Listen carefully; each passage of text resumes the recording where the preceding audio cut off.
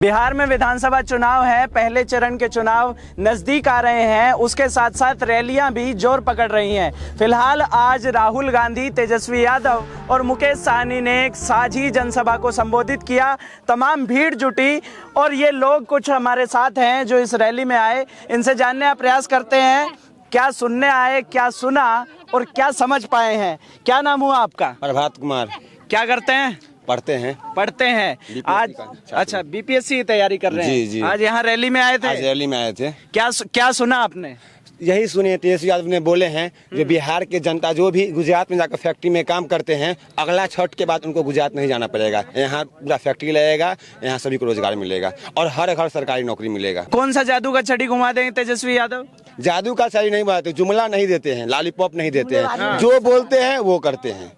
अच्छा जी। वो तो बोल रहे हैं मैं 3.25 करोड़ परिवारों में सरकारी नौकरियां दे दूंगा। ये तो एक जुमला जैसा ही लग रहा है। बताइए भैया, एक बात हमको बताइए, 100 महिला को 10,000 नीतीश कुमार दे सकता है और सभी को सरकारी नौकरी नहीं दे सकते हैं तेजस्वी यादव? ऐसा थोड़ी नहीं। उन्होंने तो 75 लाख महिलाओं को देने का वादा किया और उन्होंने दिया। लेकिन आप सोचिए 3.25 करोड़ परिवार, केंद्र में नरेंद्र मोदी दावा करते हैं 2 करोड़ नौकरियों का और तेजस्वी यादव कह रहे हैं मैं बिहार में 3.25 करोड़ नौकरियां दे दूंगा। तेजस्वी यादव जो बोलते हैं वो करते हैं और 17 महीना में जो बोले थे वो करके दिखाए। इसीलिए हम लोगों को भरोसा है कि तेजस्वी यादव जो बोले हैं वो करेंगे। अच्छा, हमको भरोसा है। क्या नाम हुआ गुरु? मेरा नाम हुआ शिवम यादव। क्या करते हो? पढ़ाई कर रहे हैं। किस चीज का तैयारी? अभी एसएससी की तैयारी कर रहे हैं। एसएससी तैयारी। कितनी उम्र है?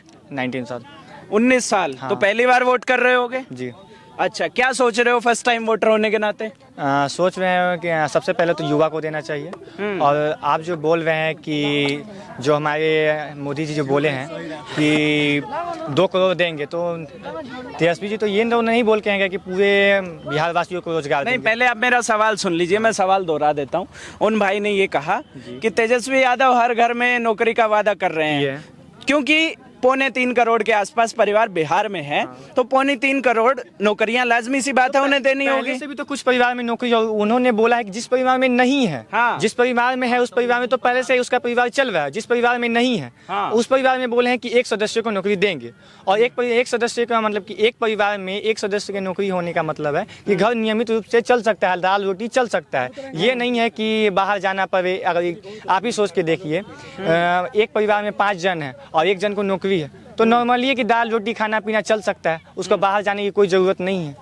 आपको लगता है इतनी सरकारी नौकरियां बिहार में पैदा हो जाएंगी कि इतने लोगों को रोजगार दे दिया जाए? नहीं, पहले से तो और है ना, और निकाली जाएगी। और कानून वो तो बोले हैं कि अपने मन से तो नहीं बनाएंगे, कानून बनाएंगे जो कि सबके लिए लागू हो, जो उनको वोट दे या ना दे, लेकिन सबके लिए कानून बनाएंगे। वो ये तो नहीं बोले हैं कि सिर्फ जो हाँ हमको वोट देगा हम उन्हीं को रोजगार देंगे। वो तो बोले हैं कि कानून बना के सबको देंगे। और ये तो नहीं बोले कि पूरे बिहार वासियों को हम नौकरी दे देंगे। सबको फैक्ट्री भी लगाएंगे। जो अशिक्षित है, जो रोजगार एग्जाम क्वालिफाई नहीं कर सकते हैं, फैक्ट्री लगाएंगे। फैक्ट्री में वो अपने बिहार में जाके रोजगार करेंगे। छठ मनाने के लिए उनको बाहर छठ मनाने के लिए उनको बाहर से आना नहीं होगा, यहाँ रहेंगे, यहाँ ही छठ मनाएंगे।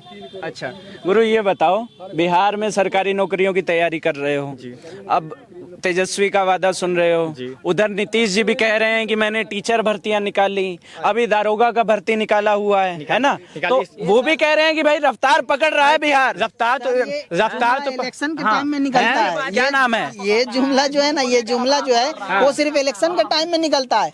आप बताइए, चुनाव अभी यहाँ पे अगर नहीं ये जनसभा होता तो आप यहाँ पे आते, इस गांव को देखते। कितना बड़ा गांव है, कितना बड़ा क्षेत्र है। यहाँ का स्वास्थ्य व्यवस्था को अगर नीतीश कुमार या मोदी जी बोल रहे हैं कि हमने किया है, तो आप आइए, आपका स्वागत हम करेंगे। आप जाके सड़कें देख सकते हैं। और आप जाके अभी सड़कें देख सकते हैं कि कैसी है सड़कें पे आप चल नहीं सकते हैं बाइक से। सड़कों को छोड़ दीजिए, सड़क से हमें मतलब नहीं है उतना। सबसे पहली मतलब है, जैसे कि इन्फेक्शन होता है, बीमार होता है आदमी, तो सबसे पहले उसको कहाँ जाना चाहिए? हॉस्पिटल जाना चाहिए।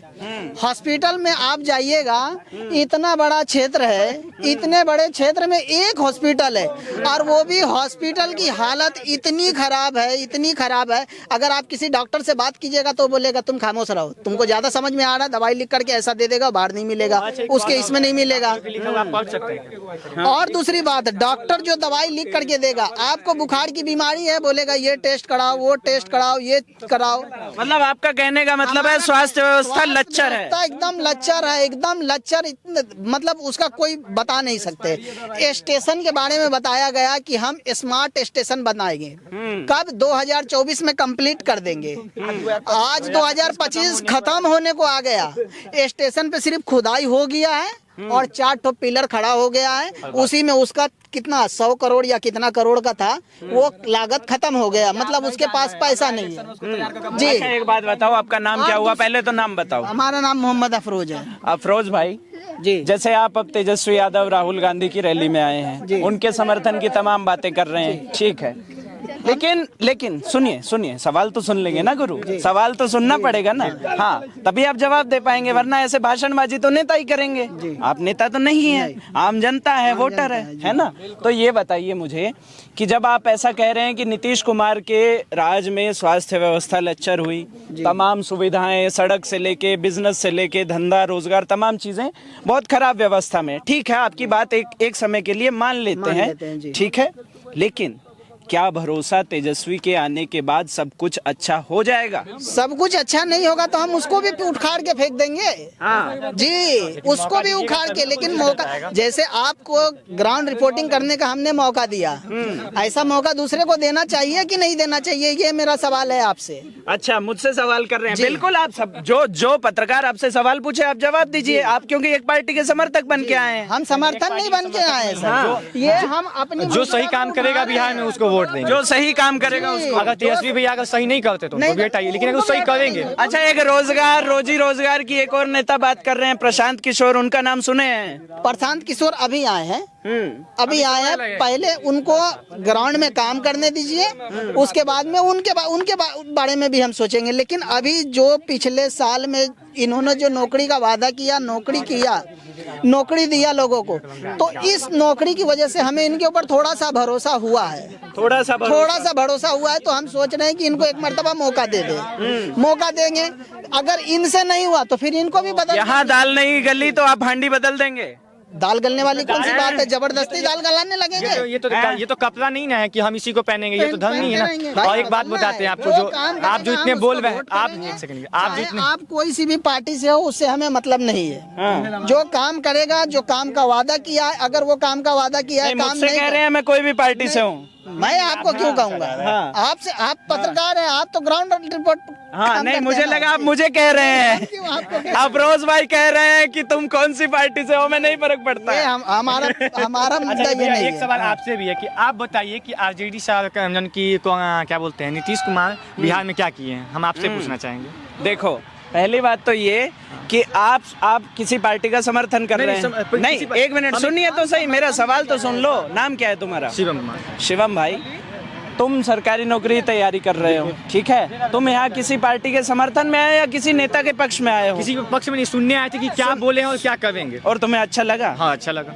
और किसी की रैली में जाते हो? हाँ, जाते हैं। भाजपा की रैली में गए? हाँ, गए हैं, अभी नहीं, एनडीए की रैली हुई थी अभी बलराम हाई स्कूल पे, तो वहाँ गए थे। फिर वहाँ क्या सुनने को मिला? और वहाँ सुनने को यही मिला कि हमने सड़कें बनवा दी, हमने अस्पताल ठीक करवा दी, स्टूडेंट के लिए स्टूडेंट क्रेडिट कार्ड बनवा दिया, लेकिन कोई व्यवस्था इसमें सही नहीं है। आप जाके देख सकते हैं, सड़क नहीं बनी है, नहीं बनी। आप यहाँ से जाइए, सतपुरा गुमटी है, यहाँ से आप उठिए और जाके देख सकते हैं। अभी इलेक्शन नजदीक आया है तो उसके कारण बस कुछ जगह बनाया गया है, और आपको ऐसा जगह रोड नहीं दिखने को मिलेगा जहाँ पे चलने में इतना दिक्कत होता है। और स्टूडेंट के बारे में आप बात करते हैं तो यहाँ पे आप देख सकते हैं 6 बजे के बाद, कहीं भी 6 बजे के बाद लड़कियाँ सुरक्षित नहीं है। हम आपसे पूछते हैं, आपकी बहन, आपकी बेटी, कि आपके भरोसे आपके साथ जा सकती है, अकेले कहीं नहीं जा सकती है। मतलब व्यवस्था खराब है, आपका ये कहना है? व्यवस्था खराब है। ठीक है, क्या नाम हुआ गुरु? रोहन राज। बड़ा जोर जोर से बोल रहे थे पीछे से, हैं? अब आया है मजा। हाँ, नहीं, ये बताओ क्या करते हो? पढ़ाई करते हैं। हाँ, हम इससे पूछ रहे हैं, तुम पिए रखे हैं ये तुमको? नहीं, भाई है ना, तो रुको फिर। हाँ, क्या करते हो? पढ़ाई करते हैं। किस चीज का पढ़ाई? बीएससी माइक्रोबायोलॉजी कर रहे हैं। बीएससी माइक्रोबायोलॉजी कहाँ से पढ़ रहे हो? LS college. एलएस कॉलेज, ये कहाँ पर है? मुजफ्फरपुर। मुजफ्फरपुर में है। तो कैसा है पढ़ाई का व्यवस्था? पढ़ाई का व्यवस्था सब चीज़ है, लेकिन वहाँ पे बताया गया हमको पहले कि जो लैब उब सब मिलेगा, लैब का सुविधा मिला जाएगा, कुछ मिला जाएगा, लेकिन वहाँ गए पढ़ने तो थ्योरी के अलावा वहाँ लैब का सुविधा मिलता ही नहीं है। सिर्फ नाम का है कि लैब मिलेगा, सब चीज मिलेगा। वहाँ पे जैसे प्रत्येक 6 महीना पे एग्जाम हम प्रत्येक 6 महीने